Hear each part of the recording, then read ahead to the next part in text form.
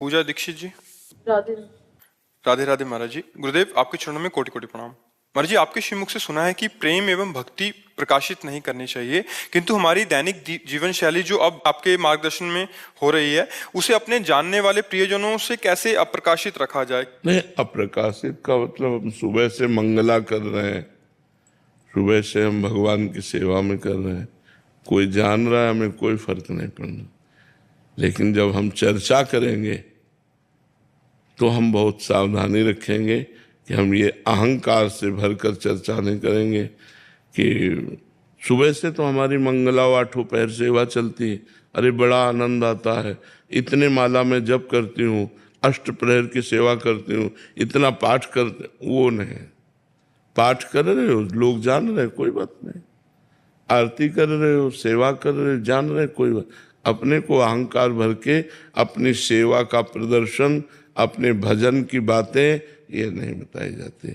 अगर कभी बताना भी हो तो उसे किसी न किसी संत और साधक की आड़ लेते हैं कि एक साधक मिले थे, वो 8 पैर श्री जी की सेवा करते थे और ऐसा ऐसा था। एक साधक मिले थे, वो इतने माला जप करते थे तो उनको ऐसा ऐसा अनुभव हुआ, ऐसा बनना, ऐसा बताना चाहिए जिससे हमारा अहंकार पुष्ट ना हो, जिससे हमारी साधना ओपन ना हो जाए पूरी।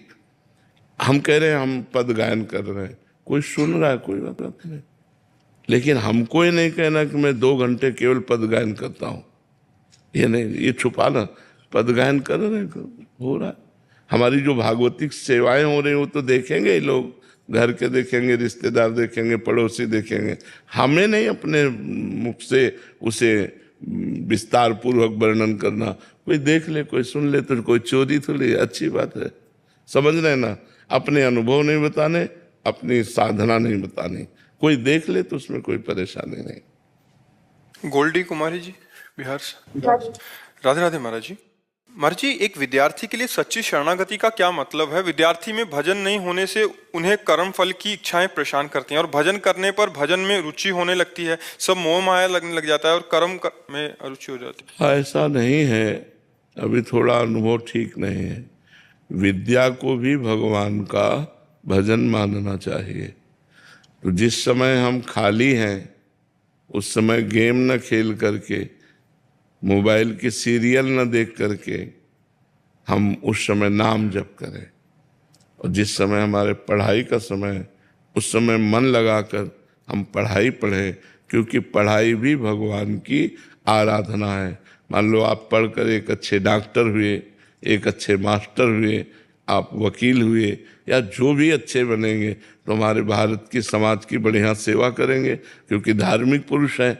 धार्मिक पुरुष से अधर्म की प्रवृत्ति नहीं होती। तो इसलिए नाम जप और विद्या अध्ययन दोनों भगवान का भजन है, ऐसा मानना चाहिए। ऐसा नहीं कि नाम जपते हैं तो हमें संसार में अरुचि हो जाती है, और संसार में रुचि करते हैं तो भगवान में अरुचि हो जाती है। ऐसा दोनों को हमें बैलेंस बना के चलना है, और संसार के कार्य को भी भगवान का कार्य मानना है। तो विद्या अध्ययन भी भगवान का कार्य है, और नाम जप करना। तो जब तुम्हारे अध्ययन का समय है उस समय आप एकाग्र मन से अध्ययन करो, और जब खाली समय है तो राधा राधा नाम जप करो, वाणी जी का पाठ कर लो, एक अध्याय गीता का पाठ कर लो, भागवत का पाठ कर लो। ये तुम्हारी आध्यात्मिक और आधुनिक दोनों पढ़ाई आपको बहुत ऊंचाई पर पहुंचा देंगी।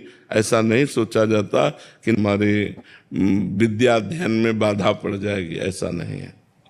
तनिष जी, छत्तीसगढ़ से। महाराज जी, आज के इस युग में जहां हर तरफ तनाव, मोह माया और विचलता है, एक सामान्य व्यक्ति कैसे निरंतर भगवान का स्मरण करते सांसारिक कर्तव्य निभा सकता है? भगवान के नाम में इतनी सामर्थ्य है कि एक 5 वर्ष का बालक प्रहलाद एक महातपस्वी, महाबलवान त्रिभुवनपति हिरण्यकश्यप के द्वारा विघ्न उपस्थित करने पर किसी भी विघ्न से पराजित नहीं हुआ। 5 वर्ष के प्रहलाद जी, और त्रिभुवनपति विघ्न डाल रहा है, आग में जला रहा है, विष पिला रहा है, हर तरह से मारने की कोशिश कर रहा है, लेकिन उस बालक के अंदर कोई भय नहीं, कोई पीड़ा नहीं, और किसी भी तरह की कोई विक्षेप वृत्ति नहीं। क्यों? क्योंकि भगवान का नाम जप चल रहा है। अगर नाम जप हम जबरदस्ती चलाएं तो धीरे धीरे सब विघ्न नष्ट हो जाएंगे और नाम स्वाभाविक चलने लगेगा। नाम मंगल भवन है, नाम महासुखमय है, नाम समस्त शुभ अशुभ विनायकों को परास्त करने की सामर्थ्य रखता है। जीते विनायक शुभ अशुभ, विघ्न करे नहीं कोई, विघ्न करे नहीं कोई, डरे कलिकाल कष्ट भय, डरे कलिकाल कष्ट भय, हरे सकल संताप हरसि, हरि नाम जपत जय। जो भगवान का नाम जप करता है उसकी विजय होती है। कलयुग अपने पूरे सेवकों के साथ डरता है।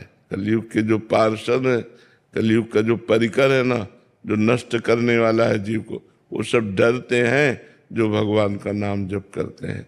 तो नाम जप करो, नाम जप में बड़ी सामर्थ्य है। समस्त विकार द्वंद्व इनसे हम जीत जाएंगे यदि नाम जप है। नाम जप नहीं है तो फिर कोई बचाने वाला नहीं।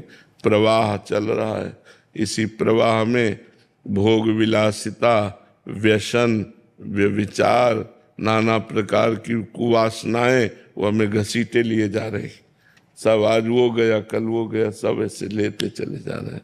अधिक मात्रा में हमारे दिमाग का जितना प्रयोग है वो भोगों की तरफ जा रहा है, वासना की तरफ जा रहा है। उपासना या अध्यात्म की तरफ या धर्म की तरफ तो कोई बिरला ही सत्संग के प्रभाव से ले जाए, नहीं तो हमारा प्रवाह जा रहा है गलत दिशा में।